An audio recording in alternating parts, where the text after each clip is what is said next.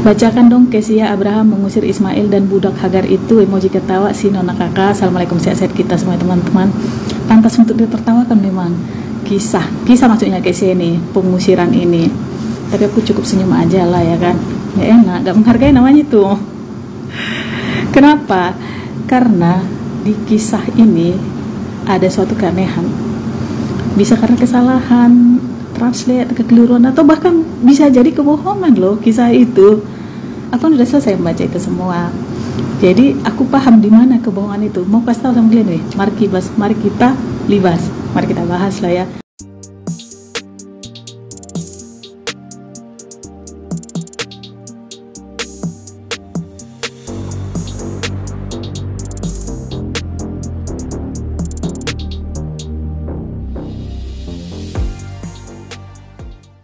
Jadi untuk membuktikan bahwa yang kusampaikan ini bukan tipu-tipu, sangat gampang sekarang mengakses informasi ya kan. Googling lah yang tidak punya Bible, yang punya Bible buka-buka lagi lah ya kan, supaya dilihat di mana keanehan ini.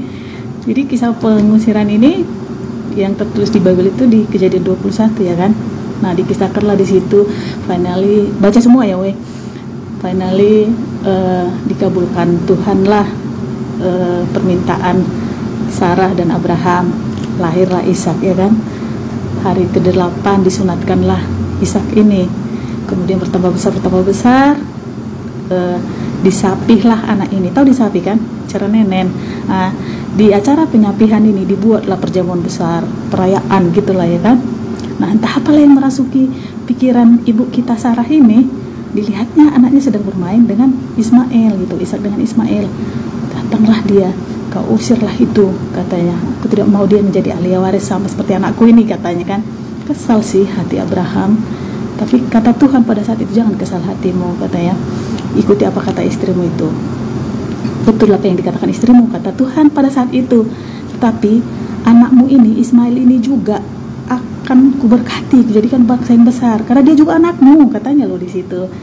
Nah keesokan harinya ya kan, disiapkan Abraham lah sekirbat air, sejumlah roti, diberikanlah itu kepada Hagar, diusirlah, dibiarkan mengembara. Ini kita apa namanya, screenshot biar enak ya kan. Nah ini dia, kalian bacakan sama-sama, kita bacakan ya kan. Abraham mengambil roti serta sekirbat air dan memberikannya kepada Hagar. Ia meletakkan itu maksudnya di sini roti dan air ya kan, yang disiapkannya itu beserta anaknya di atas bahu Hagar, kemudian disuruhnya lah pergi, perempuan itu pergi ya, itulah bla bla bla bla. Nah di situ tadi letak keanehan itu, keanehan, kekeliruan ataupun kebohongan itu. Kenapa? Kalau orang yang tidak membaca Bible secara lengkap, dia kan nggak tahu ini suatu keanehan. Nah ini kasih tahu ya teman-teman, keanehannya di mana. Jadi jarak usia antara Ishak dengan Ismail itu terbentang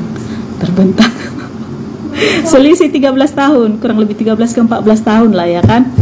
Nah, karena di kitab kejadian sebelumnya, kejadian 16-17 seperti itu kan dikisahkan usia Abraham ketika Hagar melahirkan Ismail itu 86. Usia Abraham ketika Sarah melahirkan Ishak itu 100. Jadi 14 tahun lah gitu, 13 ke 14 tahun lah, karena bulannya kan nggak disebut ya. Aneh nggak? Nah aneh lah, karena dimana ketika perjamuan besar itu, perayaan penyapihan itu, usia Ishak 2 tahun lah katakan disapi ya, cara neneknya kan 2 tahun, berarti tambah 13, Ismail udah 15 tahun pada saat itu. Masa iya sekirbat air, tahu kan sekirbat air, kemudian sejumlah roti diletakkan di bahu Hagar, anak teenager laki-laki berusia 15 tahun diletakkan di bahu Hagar. Mungkinkah coy? Ya nggak mungkin lah, anakku aja yang perempuan usia 15 tahun, tinggi badannya udah 178 cm. Mulai laki-laki biasanya lebih tinggi ya kan pertumbuhannya daripada perempuan. Masa iya diletakkan di bahunya? Pernah nggak kalian berpikir, kalau dibaca, kalau kau pernah baca itu, nggak akan kau suruh aku membaca kisah pengusiran ini, karena itu aneh bin ajaib itu coy ya kan.